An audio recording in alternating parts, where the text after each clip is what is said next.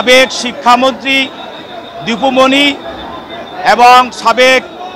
MP Arif খান জয় দুইজনকে বিজ্ঞ আদালতে আজকে হাজির করা হয়।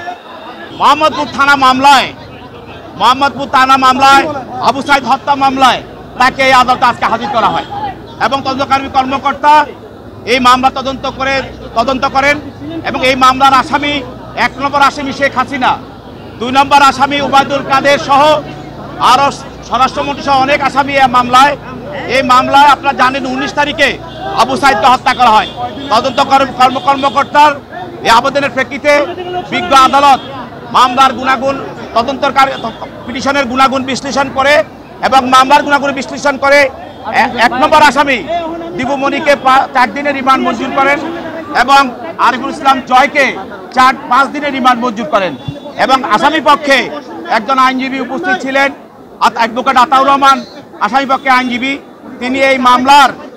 আসামিদের পক্ষে রিমান্ড বাতিলপূর্বক জামিনের প্রার্থনা করেন। বিজ্ঞ আদালত দুই পক্ষের শুনানির পর এই আসামিদেরকে রিমান্ড মঞ্জুর করেন এবং আদালত তদন্তকারী কর্মকর্তার নিকট